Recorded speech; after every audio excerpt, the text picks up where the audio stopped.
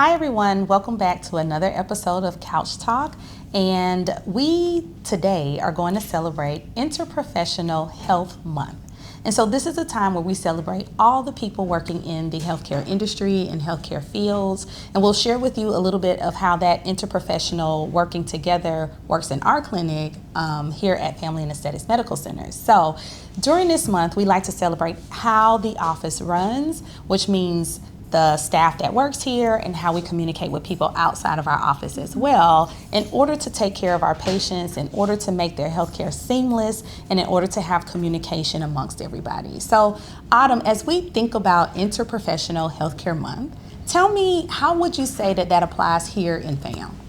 So here at FAM, I think that we kind of run like a beehive where everybody has their roles, and some may overlap, but at the end of the day, the roles are designated.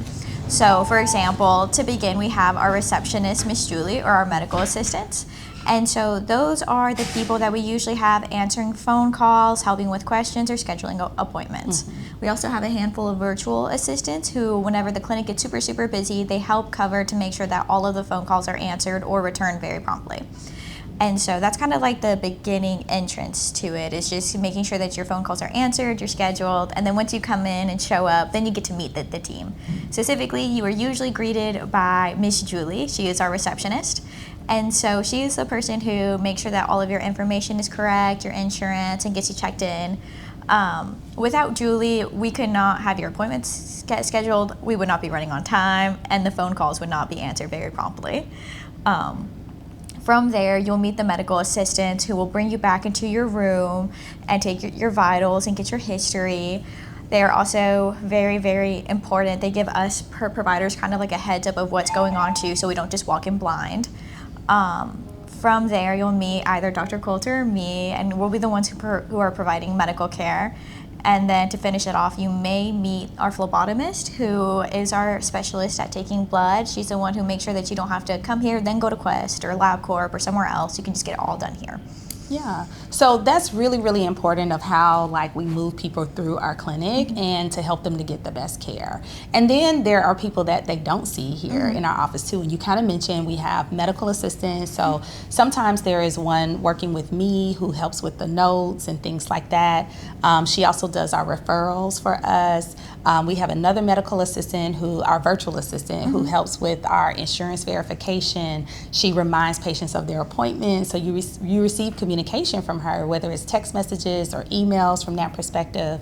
If there are things that are sent to our office, like records, medical records from specialists, she'll upload them into the chart so that we have them available for the visit.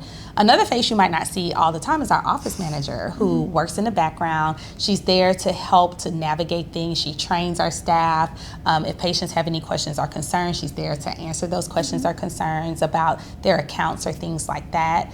And then, that's just within FAM, right? But outside of just our office, we work interprofessionally with many different people, right? So from the hospitals that our patients are admitted into, if they have any emergency situations, so we will receive the emergency room records, or we'll receive their hospital discharge notes and things like that. The specialists that we may refer you to, because as primary care doctors, we say primary care does a lot. We do almost everything. However, there are times where we have to send you outside of our clinic. And so whether it's the gastroenterologist for your colonoscopy, or the cardiologist for your health, around your heart, or whether it's the physical therapist or things like that, we work interprofessionally with those skill sets as well. And so we'll communicate with them, do your referrals, receive the records from them, again, in order to keep your healthcare seamless and smooth, and to make sure that everybody is communicating when it comes to you. Because if everyone is working together,